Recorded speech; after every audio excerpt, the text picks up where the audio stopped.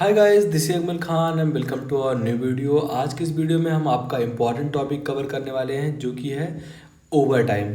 आपसे क्वेश्चन पूछेगा what do you understand by over time, तो आप क्या लिखेंगे? सिंपल भाषा में समझते हैं ओवर टाइम क्या होता है। मान लीजिए 8 घंटे का जॉब जो है कोई वर्कर कर रहा है, 8 घंटे का जॉब, अब उसे 2 घंटा एक्स्ट्रा काम करना पड़ रहा है किसी किसी दिन, तो यही 2 घंटे का काम क्या हो जाता है आपका over time.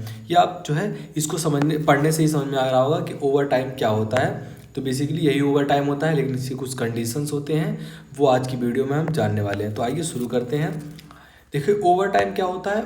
The time worked over and above the normal hours is term as overtime. मतलब नॉर्मल आवर के अलावा जो अलग से एक्स्ट्रा काम किया जाता है, उसके बाद जो काम किया जाता है उसे ही ओवर टाइम के नाम से जानते हैं।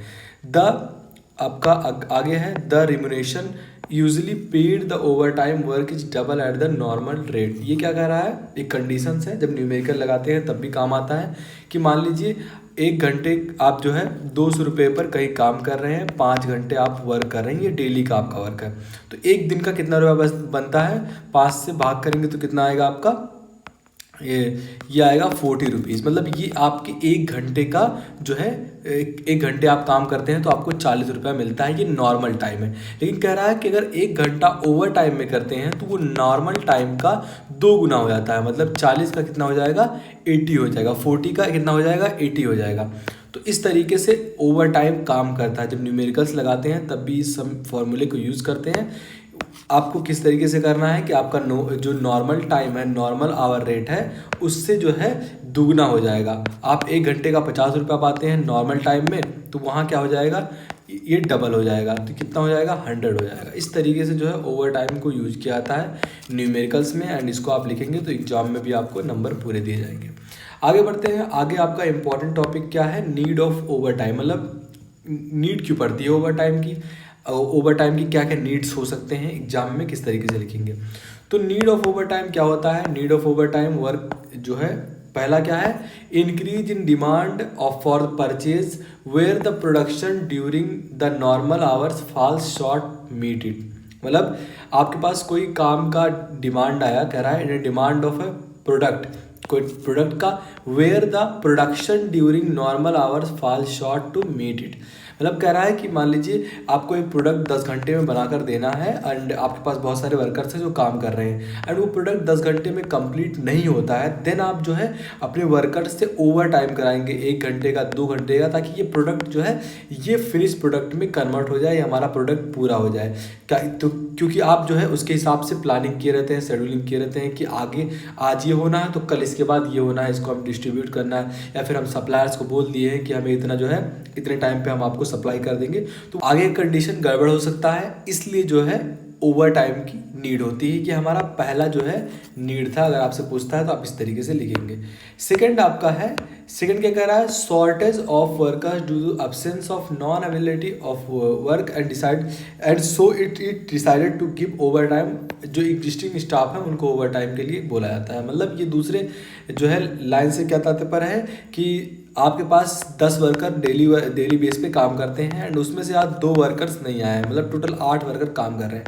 अब आपको काम करवाना है, मान लीजिए 10 घंटे का आपको काम करवाना है। अब 8 वर्कर मिलकर 10 घंटे का काम जो है उतने रेट से नहीं कर पाएंगे जितने रेट से 10 वाले मिलकर करते थे। तो यही दो जो है, दो आवर्स की कमी हो गई, दो मतलब लेबर्स की कमी हो गई, तो यही एक्स्ट्रा टाइम बच जाता है इनका। इसलिए 8 लेबर से एक्स्ट्रा टाइम करवाया जाता है ताकि जो है 10 लेबर से काम पूरा हो पाए। तो यही कहने का तात्पर्य है कि मतलब कुछ जो है वर्कर नहीं आए हैं तो उनकी जगह पर काम बच गया है, वही ओवर टाइम में हम उसको पूरा करवा लेते हैं। 2 पॉइंट हो गया। एंड थर्ड पॉइंट आपका क्या कह रहा है, utilization of perishable raw material by working overtime. मतलब जो बचे हुए रॉ मटेरियल रहते हैं उनको ख़त्म करने के लिए, उनको फिनिश प्रोडक्ट बनाने के लिए जो है आप जो है यूटिलाइजेशन करते हैं अपने जो है वर्कर्स का। तो ये तीसरा पॉइंट है। चौथा, एक्सक्यूजन ऑफ अर्जेंट ऑर्डर और complete work on the same day. मतलब कहीं मान लीजिए आप रेगुलर बेसिस पे 50 प्रोडक्ट को फिनिश करवाते हैं, अब जल्दी से एक ऑर्डर आ गया जिसमें आप जो है 60 प्रोडक्ट को आपको बनाना है, मतलब 10 एक्स्ट्रा हो गया। अब एक्स्ट्रा के लिए भी आप जो है इसलिए वर्कर्स को भी लगाते हैं ताकि एक्स्ट्रा काम ये हमारा कंप्लीट हो पाए। तो ये हो गया आपका। अगला है 5th नंबर का, कि शॉर्टेज ऑफ इक्विपमेंट्स, जो इक्विपमेंट्स हैं, मशीन्स हैं या फिर इसके स्पेस है, space for the completion of job, मतलब ये सारी कंडीशन आती है कि जो इक्विपमेंट्स आपके पास है उनकी शॉर्टेज होगी, मशीन की शॉर्टेज होगी, या फिर जहाँ काम कर रहे हैं वहाँ भी शॉर्टेज हो गई लोगों की, या फिर किसी भी तरीके से, तो भी शॉर्टेज के रूप में भी हम जो है वर्क टाइम को, ओवर टाइम को करवाते हैं। तो ये आपके 5 पॉइंट थे, इससे बनाकर आप जो है 2-3 पेज में भी लिख सकते हैं। अब इसके क्या डिसएडवांटेज हैं, कंपनी के पॉइंट ऑफ व्यू से देखते हैं कि इसके जो है डिसएडवांटेज कौन से हैं ओवर टाइम के। तो पहला डिसएडवांटेज क्या है आपका, फर्स्ट नंबर का डिसएडवांटेज आपका है कि वर्क एफिशिएंसी इज रिड्यूस। जो वर्क एफिशिएंसी है, जो अच्छे तरीके से काम होता था वो रिड्यूस हो जाता है। It's too much to expect of a tired worker is to work as efficiently during the overtime as normal hours। मतलब कह रहा है कि जो है वर्क की सबसे पहले तो जो है एफिशिएंसी रिड्यूस हो जाती है। दूसरा क्या होता है कि अब जो मजदूर 8 घंटे 10 घंटे काम कर कर थक गया है, उससे आप क्या ही एक्सपेक्ट कर सकते हैं कि वो काम करेगा, तो जो है उस तरीके से काम करेगा जैसे वो नॉर्मल टाइम में करता है। तो इसलिए इससे जो है आपको एक पहला घाटा ये होता है कि ये तरीके से होता है कि काम अच्छे से नहीं हो पाता है। सेकंड क्या है आपका, workers health it adversely affected, मतलब जो वर्कर काम करेंगे उनकी भी जो है हेल्थ पर इफेक्ट पड़ेगा इसका, ओवर टाइम का। ये दूसरा डिसएडवांटेज है। आगे बढ़ते हैं, थर्ड की ओर वर्क आपका है, तो quality of output is affected, क्योंकि उससे क्वालिटी भी अच्छी तरीके से नहीं बन पाएगी एंड उसका आउटपुट जो है वो भी इफेक्टिव होगा एंड इफेक्ट करेगा उसको भी। The cost of production rise due to the increase of labour cost, मतलब उससे हमारा जो कंपनी है उसका कॉस्ट भी बढ़ जाता है, क्योंकि आप क्या कर रहे हैं कि जितना 1 घंटे में कोई काम करता था उसका दुगना हम उसको पैसा दे रहे हैं। तो ऑब्वियस सी बात है कि हमारा प्रोडक्शन का कॉस्ट भी बढ़ जाएगा, और प्रोडक्शन का कॉस्ट बढ़ेगा तो हम जो है सामान को उतने प्रॉफिट से नहीं कमा पाएंगे जितना हमने एस्टिमेट किया था। तो ये कुछ डिसएडवांटेज है। अब इसको कैसे ट्रीट किया जाता है ओवर टाइम को, तो आइए देखते हैं। अकॉर्डिंग टू फैक्ट्रीज एक्ट 1948, मैंने पहले बताया था फैक्ट्रीज एक्ट 1948 के जो है अकॉर्डिंग ओवर टाइम को रखा गया है कि कौन कौन से मजदूर का कैसे पैसा देना है, या फिर जो डबल का प्रोसेस है सब इसी में मेंशन है।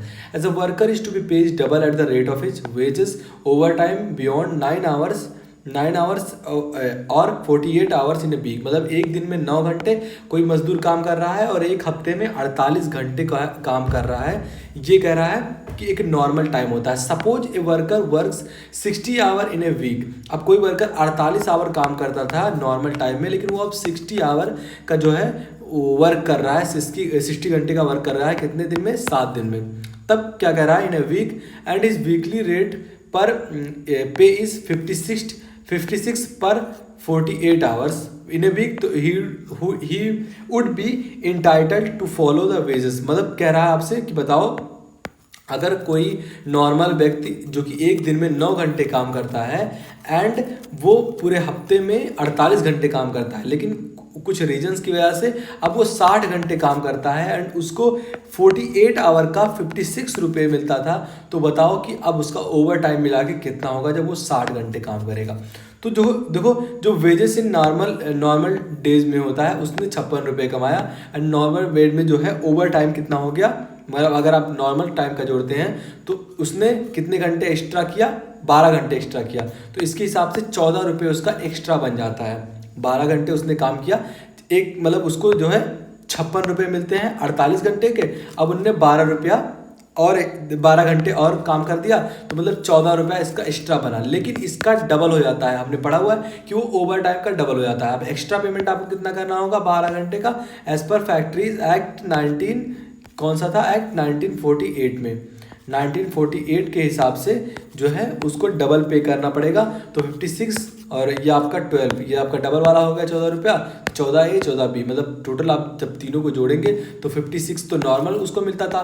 ये नॉर्मल ओवर टाइम का मतलब 12 घंटे का इसका नॉर्मल टाइम कितना हो गया, 14 रुपये, एंड ओवर टाइम जब ये ओवर टाइम ये कर रहा है तो ये नॉर्मल आवर्स का 14 रुपये होगा, एंड ये जो है ये जब डबल करेंगे तो टोटल कितना हो जाएगा, 86 रुपीज़, यहाँ लिखा गया होगा 84 रुपीज़, तो ये टोटल हो गया। इस तरीके से ओवर टाइम को काउंट करते हैं। आई होप आपको ओवर टाइम अच्छे समझ में आया होगा, इसके एडवांटेज के डिसएडवांटेज कौन से एक्ट में लिखा हुआ, कैसे कैलकुलेट करना है, एंड ओबियसली ये क्या होता है। तो आई होप वीडियो पसंद आएगा, वीडियो पसंद आए तो लाइक करना, चैनल पर नए चैनल को सब्सक्राइब कर लो। मिलते हैं आपसे वीडियो में, तो बोले बाय बाय।